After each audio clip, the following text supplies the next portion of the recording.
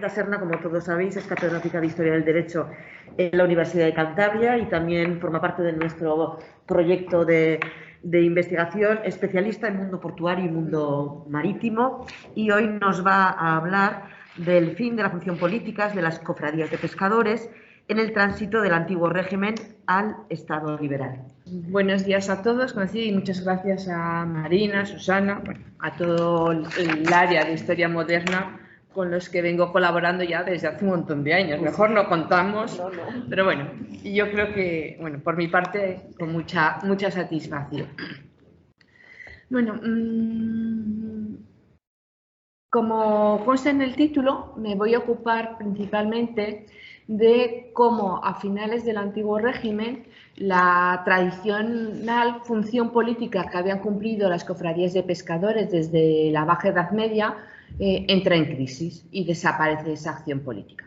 Pero voy a dar un paso más porque seguí investigando, seguí avanzando en el tiempo y voy a acabar llegando al siglo XIX y casi al siglo XX, abusando un poco del marco temporal, aunque siempre en este grupo siempre se ha sido muy flexible en relación a los periodos cronológicos de las investigaciones, para mostraros cómo a partir del siglo XIX y en el tránsito al XX, en el seno de las cofradías de pescadores va a haber una nueva acción política, pero de características completamente distintas de la que se había desarrollado en los siglos anteriores. Es un trabajo que está avanzado, pero todavía le queda recorrido. Entonces, para situaros, voy a recordar brevemente cuál había sido la función política que se había desarrollado por las cofradías de pescadores durante la Baja Edad Media y toda la época moderna, para después avanzar en ese nuevo periodo, en esa nueva etapa. Bien, no todas las cofradías de pescadores desde época medieval y moderna cumplieron una función política, mientras que una función de asistencia, una función benéfico-asistencial, una función profesional, se cumplieron por todas las cofradías. Esta función política a la que me voy a referir solamente la detectamos, la observamos en algunas cofradías. Y el criterio para que algunas cofradías sí y otras no desempeñaran esta función política dependió mucho del apoyo que la monarquía prestó a unas cofradías o a otras y del propio tamaño de la dimensión que tuvieron las cofradías. Entonces, me explico.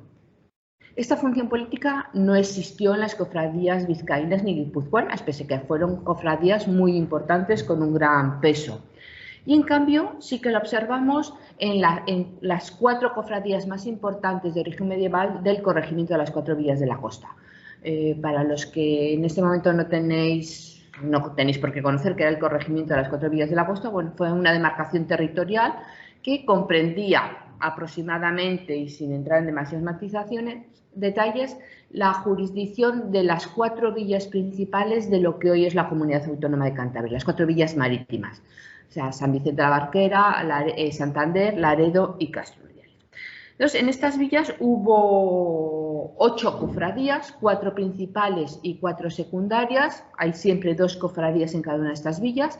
Las cofradías principales se ocupan de la gestión de todas las actividades pesqueras que practican los marinos de la villa, mientras que las cofradías, podemos decir las secundarias o menores, se ocupan únicamente de la costera de la Sardina. Entonces, la función política la van a asumir las cofradías mayores, las generalistas, y no las observamos en las cofradías menores. Entonces, tenemos en 2 territorios, en 2 espacios muy próximos, Guipúzcoa y Vizcaya y el corregimiento de las 4 villas, encontramos 2 realidades completamente distintas. En Guipúzcoa y en Vizcaya no se asumió esta función política porque la monarquía no facilitó esa función política, y en cambio en el corregimiento de las 4 villas de la costa observamos esta función política, al menos en las 4 cofradías mayores o principales. Estas cofradías se convirtieron en articuladoras de las políticas del pueblo común de cada una de las 4 villas. Es la primera idea importante que convendría destacar.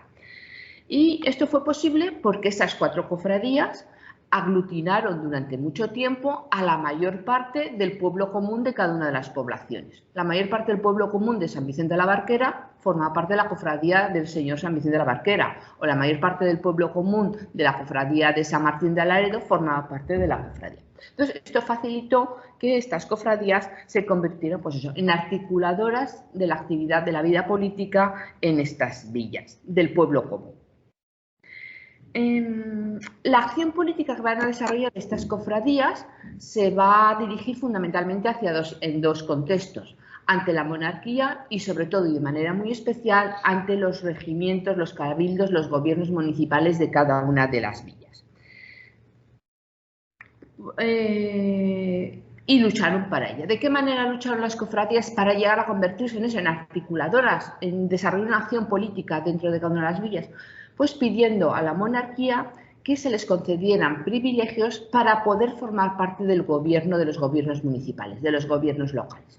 Y esto lo consiguieron a través de dos vías distintas. Por una parte, las 4 villas del corregimiento consiguieron tener un representante permanente en los gobiernos de las villas. Es verdad, un representante dentro de lo que era el conjunto del gobierno municipal puede ser una representación escasa, pero consiguieron estar en el gobierno municipal y, sobre todo, consiguieron tener una información directa e inmediata de todas las decisiones y de todas las políticas que se adoptaban en el gobierno municipal. Entonces, normalmente fueron los máximos oficiales del gobierno de cada una de las cofradías, los procuradores o, en su caso, los alcaldes de mar, los que asumieron esa representación de cada una de las cofradías en los gobiernos municipales. Y, en segundo lugar, también consiguieron de la monarquía el privilegio de que algunos oficios municipales, algunos cargos concejiles, tuvieran que ser ocupados necesariamente por miembros de las cofradías. ¿Vale? También eso. Y, sobre todo, lo consiguieron en relación a oficios relacionados con el abastecimiento de ciertos productos básicos para la alimentación en estas poblaciones.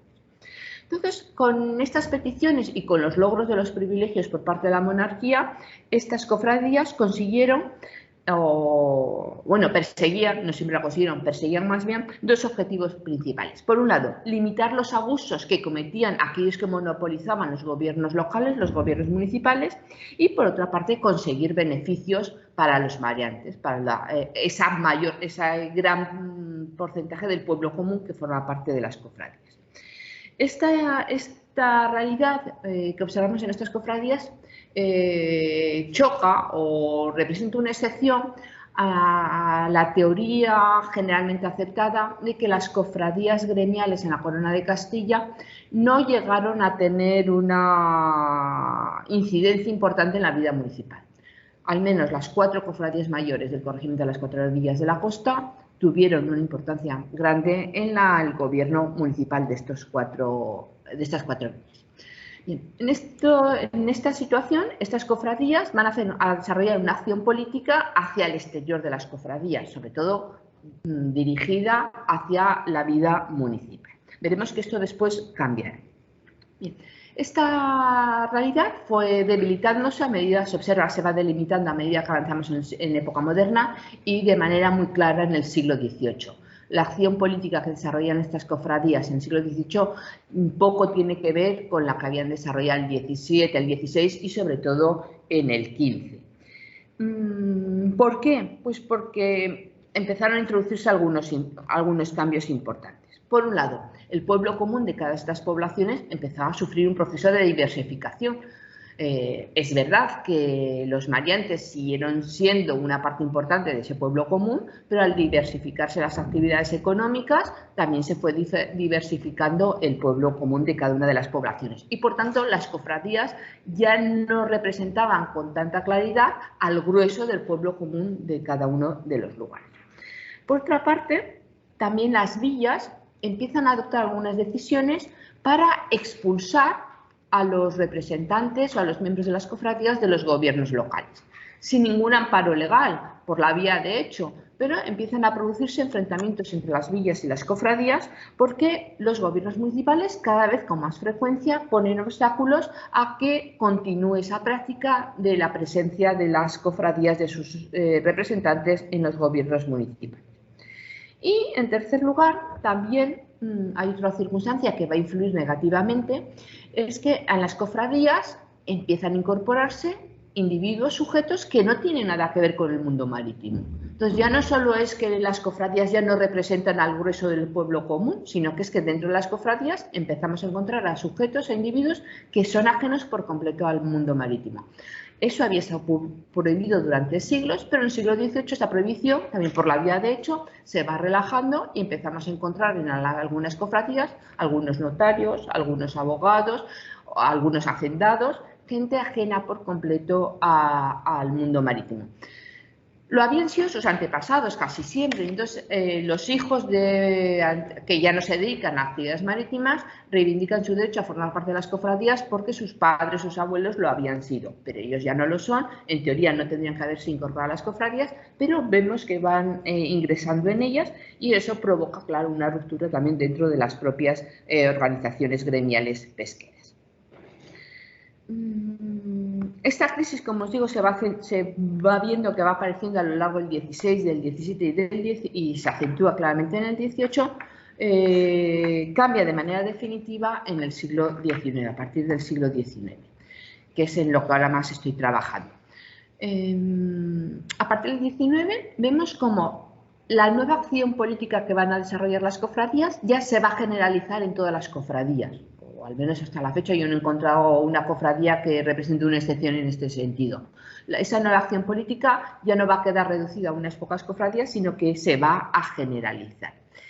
Y esta acción política ya no, al menos hasta la época en la que yo estoy trabajando ahora, no se va a vehicular o se va a impulsar hacia el exterior, sino que la acción política la van a desarrollar dentro de las mismas cofradías. Bueno, va a ser hacia el interior la principal acción.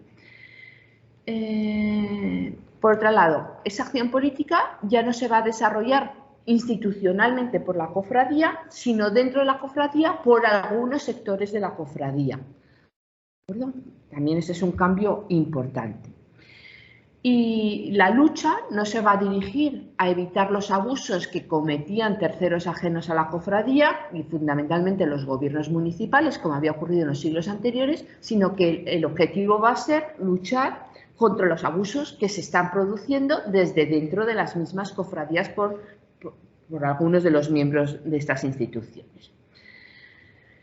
Esto se produjo, este cambio tuvo lugar también porque, claro, hay un progresivo proceso de oligarquización de las cofradías.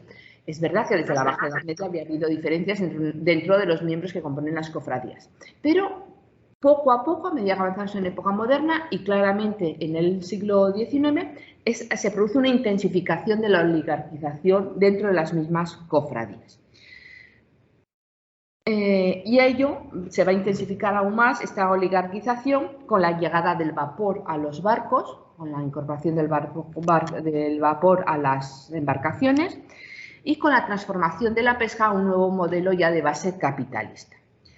También esta oligarquización va a coincidir con el tiempo con la llegada del movimiento obrero al mundo marítimo y también con importantes conflictos dentro de las cofradías, porque no todos los cofrades piensan que la actividad marítima, la actividad pesquero-comercial, tiene que seguir desarrollándose siguiendo las mismas pautas que en los siglos anteriores,